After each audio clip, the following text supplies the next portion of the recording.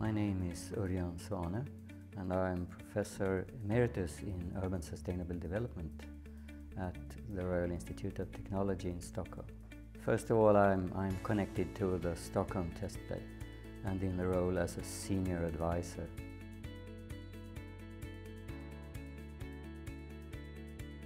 There is in the testbed of Hammarby Sjöstad already a lot of ongoing activities that are connected to sharing.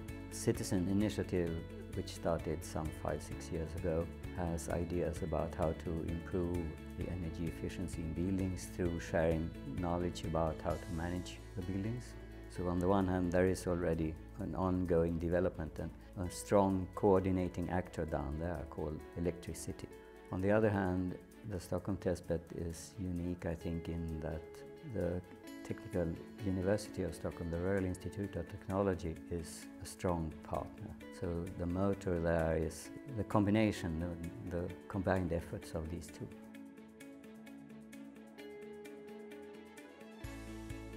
The first thing is sharing around the reduced energy use and reduced climate impacts in the buildings. The main part of the buildings are owned as housing cooperatives, which means that the residents in association own the buildings, and it's not an easy job for a layman to be a real estate owner in association with your neighbors.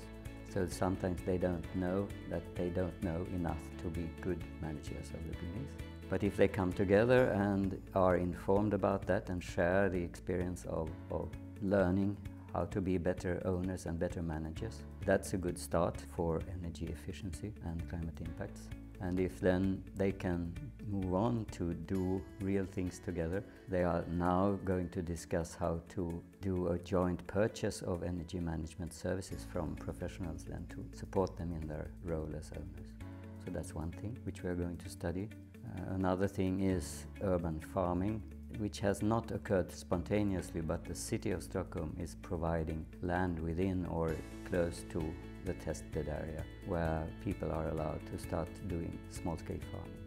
One thing which is also ongoing, driven both by the university and by the locals, is how to use the entrances of the buildings to make it easier to have deliveries of goods, things that are too big to be carried by the postman, which you now often have to go far to pick up.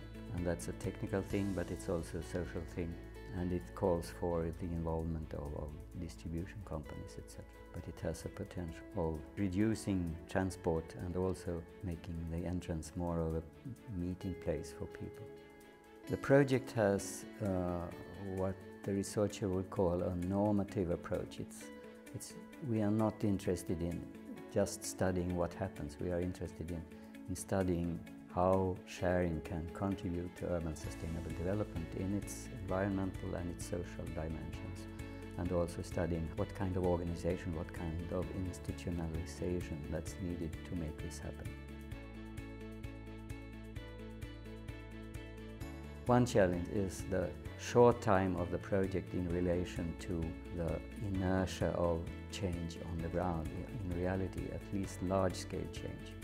So to study what are the opportunities of sharing that we can see now in the testbeds, we intend to do scenarios situated in 2030, and we use methodology from future studies. And this is not intended to be a prognosis, but rather exploring the opportunities of the sharing services we see.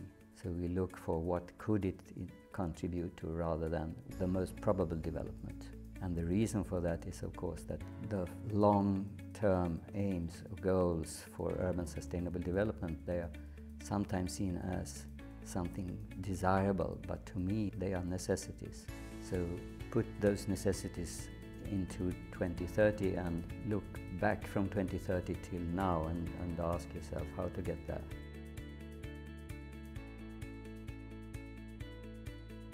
One thing that is very important for me is to remember that for change to happen, you must know who is in charge, so to speak.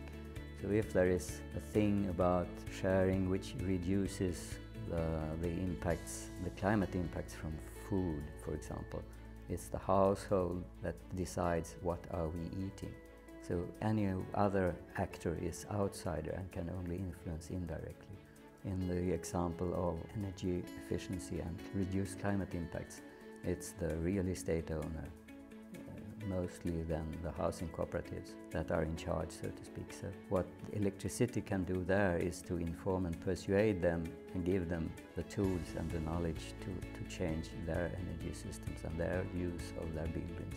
So any study of this transition through sharing must start with the observation who is the primary change agent, who is the one who is to share. Sometimes it's the individual, the household, the real estate owner, etc. And then if you want to see the effects on the city district, you have to scale it up, so to speak. You must assume that so many households will share this and that, and then you can evaluate what it means on city district level.